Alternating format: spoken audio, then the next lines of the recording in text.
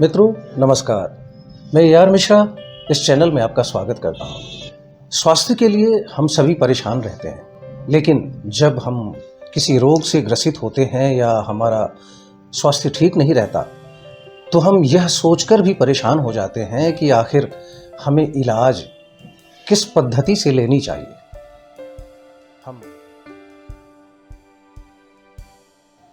हम आयुर्वेद का इलाज करवाएं या होम्योपैथ का या किसी एलोपैथ के डॉक्टर से हम संपर्क करें। अलग अलग पद्धतियों का अलग अलग प्रभाव है और उसके नफ़े नुकसान भी हैं। बहुत सारे लोग ऐसे भी हैं जो होम्योपैथ को पसंद करते हैं क्योंकि उसमें कई सारी बीमारियों का कारगर इलाज है।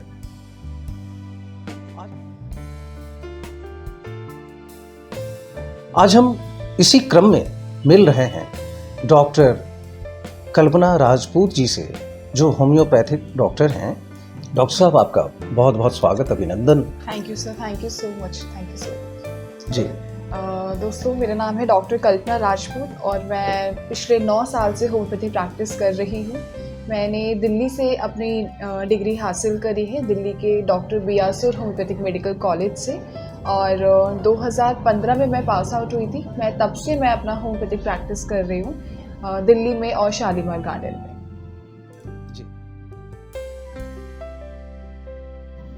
जी डॉक्टर साहब, सबसे पहले आप दर्शकों को ये बताएं कि क्योंकि लोग बहुत ज़्यादा कंफ्यूज हो जाते हैं किस पद्धति को लेकर जाया जाए, तो होम्योपैथ किस तरीके से इलाज होम्योपैथ में होता है और इसका क्या लाभ है?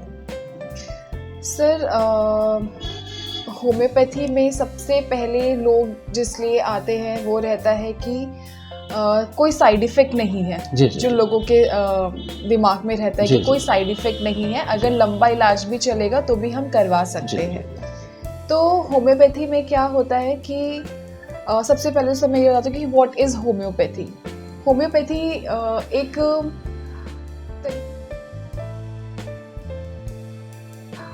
तरीके की पैथी है, जैसे कि एलोपैथी होता है, आयुर्वेदिक होता है। एक तरीके का लाइन ऑफ ट्रीटमेंट हम कहेंगे, एक तरीके का लाइन ऑफ ट्रीटमेंट है जिसमें बहुत ही छोटी सी मात्रा में दवाई देके पेशेंट्स को ठीक किया जाता है। छोटी सी मात्रा में दवाई देने से कोई साइड इफ़ेक्ट्स नहीं होते हैं। होम्योपैथी में क्या करते हैं हम, हीलिंग जो पावर होती है ना, प्राण शक्ति सर जिसको बोलते हैं, वाइटल फोर्स हम लोग बोलते हैं अपने स्टडीज़ में। तो जस्ट वो वाइटल फोर्स को, वो प्राण शक्ति को जस्ट हम स्टिमुलेट करते हैं वो छोटी सी दवाई से, और उसी से ही उसका हीलिंग प्रोसेस जो है वो एनहेंस हो जाता है। तो वो प्राण शक्ति सबके अंदर होती है, चाहे XYZ कोई भी डिसीज़ हो, ठीक है। वो प्राण शक्ति को जस्ट स्टिमुलेट करने से ही पेशेंट बेटर फील होने लगता है। उसको इतना पावरफुल बना देना होता है दवाइयों की मदद से कि वो डिसीज़ के ऊपर आके मतलब डोमिनेट करने लग जाए वाइटल फोर्स, और डिसीज़ को पूरी तरीके से वैनिश कर दे, खत्म कर दे। जी।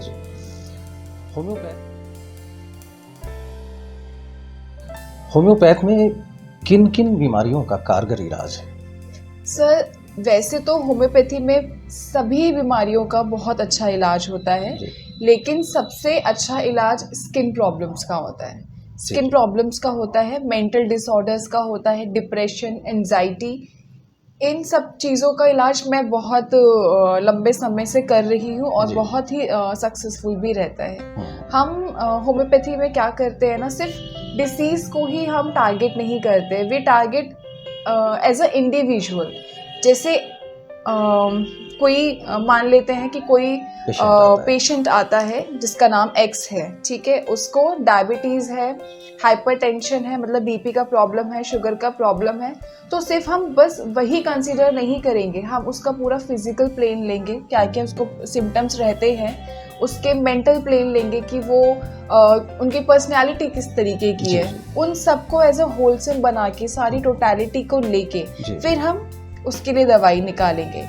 और मान लेते हैं एक पेशेंट है जिसका नाम है Y, ठीक है। उसको भी सेम डायबिटीज़ का प्रॉब्लम है, BP का प्रॉब्लम है, लेकिन तब हम उसकी टोटलिटी लेंगे, सिम्टम्स लेंगे, उसकी पर्सनैलिटी अलग होगी तो उसके लिए दवाई अलग होगी।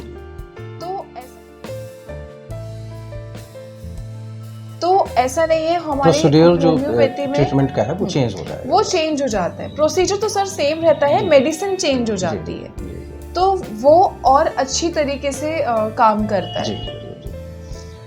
और इसमें कई लोगों का ये भी मन में रहता है कि किसी भी पद्धति में सबसे पहला सवाल उनके पास ये आता है कि क्या खर्चा ज़्यादा आएगा। सर ऐसा नहीं है कि खर्चा ज़्यादा आएगा। देखिए जैसे कि वैसे मैं किसी भी ऐसे फिजिशियन को या किसी भी पैथी को टारगेट नहीं कर रही हूँ, लेकिन आजकल के सिनेरियोज में डॉक्टर्स की फ़ीस भी बहुत ज़्यादा बढ़ती जा रही है, ठीक है, और वो होनी भी चाहिए सर। पीछे से हम लोग बहुत पढ़ाई करके आते हैं सब लोग, चाहे वो होम्योपैथिक हो या एलोपैथिक डॉक्टर हो, आयुर्वेदिक हो, कोई भी रहे। और हमारी पैथी में भी उतनी ही पढ़ाई होती है जितना एलोपैथिक डॉक्टर्स, आयुर्वेदिक डॉक्टर्स करके आते हैं। तो मेडिसिन्स का एज सच बहुत ज़्यादा खर्चा तो नहीं होता है, क्योंकि महंगी मेडिसिन्स तो एलोपैथिक भी होती है। इसमें सर क्या रहता है, रिपीटेशन बहुत ज़्यादा होता है, तो पेशेंट को हम ऐसा भी होता है कि बहुत बार हर हफ्ते मेडिसिन चेंज करना पड़ता है या 15 डेज़ में मेडिसिन चेंज करना पड़ता है, तो खर्चा मेरे को लगता है बराबर ही पड़ता है, बहुत ज़्यादा कुछ नहीं पड़ता है। लेकिन इसमें है कि कई चीज़ें रूट आउट हो जाती हैं, रूट आउट हो जाती है। जी। और बहुत सारे चैरिटेबल होम्योपैथिक डिस्पेंसरीज भी रहते हैं। अगर किसी को लगता है कि कुछ फाइनेंशियल प्रॉब्लम, तो वो लोग वहाँ से जाके भी मेडिसिन ले सकते हैं। सारे डॉक्टर्स बहुत अच्छा काम करते हैं, चैरिटेबल डिस्पेंसरी से भी बहुत अच्छा काम करते हैं।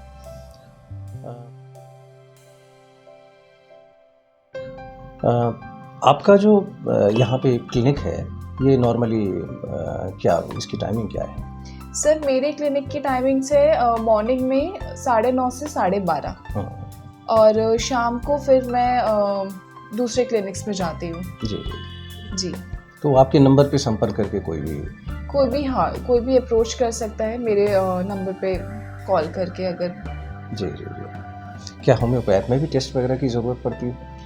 सर टेस्ट की ज़रूरत तो पड़ती है, क्योंकि एज अ डॉक्टर हम लोगों को डायग्नोसिस के साथ साथ हमें प्रोग्नोसिस भी पता करना है कि डिसीज़ जो है वो कितनी फैल गई है, ठीक है, डिसीज़ कितना फैल गया है, कितना फेटल है, कि नॉन फेटल है, और कितने दिनों में ठीक हो जाएगा पेशेंट का। सबसे पहले कोई भी पेशेंट आता है तो वो ये चाहता है कि जल्द से जल्द ठीक हो जाए, ठीक है। पेशेंट को देख के एक अंदाज़ा लग जाता है कि कितने दिन तक ठीक हो सकता है, लेकिन for the satisfaction of patient as well as doctor, तो वो प्रोग्नोसिस पता चल जाता है कि अगर हीमोग्लोबिन आपका 7 है, हीमोग्लोबिन कम है, ये पेशेंट को देख के पता चल जाएगा।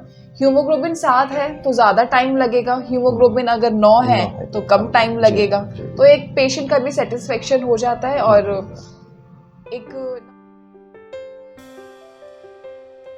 एक नंबर आने से हम लोगों को भी पता चल जाता है कि कितने दिन में पेशेंट ठीक हो जाएगा। वैसे नॉर्मली डेवलप हो जाता है। वैसे नॉर्मली जब बहुत रिक्वायरमेंट होती तभी आप टेस्ट के लिए कहते हैं? हाँ सर, बहुत रिक्वायरमेंट पे ही टेस्ट के लिए बोला जाता है, अदरवाइज टोटलिटी ऑफ सिम्टम्स तो बहुत बड़ी चीज़ है। जी। उसी से ही बहुत सारी मेडिसिन निकल के आ जाती है। कई बार ये भी देखने को आता है कि पेशेंट किसी रोग के लिए आए, इलाज के लिए आए, और वो अनसेटिस्फाइड हो गए, फिर दूसरी पैथी में चले गए, ये कई बार देखने को आता है। तो इतने दिनों का आपका एक्सपीरियंस है, इसमें आपने देखा है कि पेशेंट जो है काफ़ी संतुष्ट हुए और उनकी बीमारी पूरी तरीके से दूर हो गई? हाँ सर, मेरे पास बहुत सारे पेशेंट्स हैं जिनकी बीमारी पूरी तरीके से दूर हो गई, और मेरे पास कुछ वीडियोस भी हैं पेशेंट्स की जो मैंने लिए हैं कि कितने जल्दी उनको आराम पड़ा है। अगर आप चाहेंगे तो मैं वो भी आपके साथ शेयर कर सकती हूँ। मेरे पास सारे रिकॉर्ड्स रहते हैं, जो भी मैं पेशेंट्स को ट्रीट करती हूँ उनका पूरा प्रोग्रेस रहती है मेरे पास। एक लाइफ स्टाइल को लेकर आजकल चिंता रहती है, तो एक डॉक्टर होने के नाते आप लोगों को क्या कहेंगे कि कैसे लाइफ स्टाइल? देखो, एक आइडियल लाइफस्टाइल तो बहुत कुछ हो सकता है जी, ठीक है, लेकिन अभी आजकल के सिनेरियो के हिसाब से क्या हो गया है, सिंस कोरोना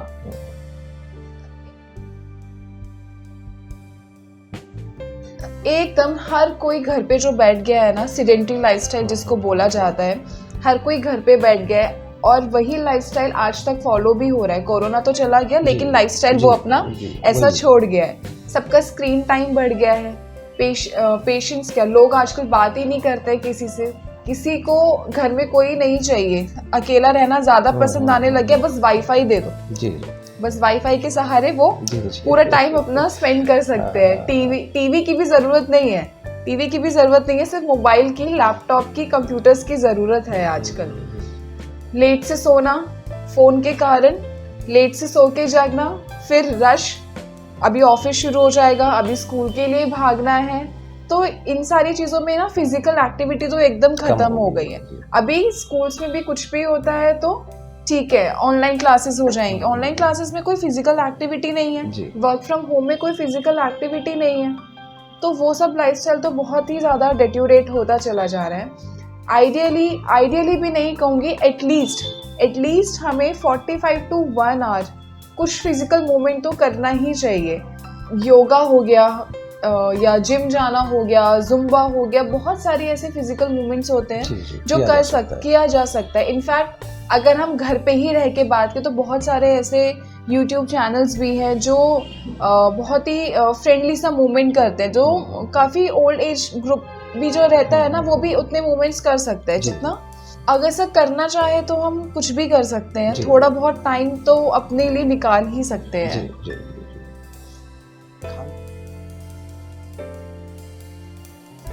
खान पान में किसी विशेष चीज़ का ध्यान रखना चाहिए या? सर, खान पान में ऐसे खाने के लिए तो बहुत सारी चीज़ें बहुत ज़्यादा लाभकारी होती है, लेकिन बस मैं ये कहूँगी कि होम कुक फूड ये बेस्ट है, चाहे वो फिर फ्राइड हो, चाहे वो कुछ भी हो, एटलीस्ट वो घर पे पका हुआ होना चाहिए। जी।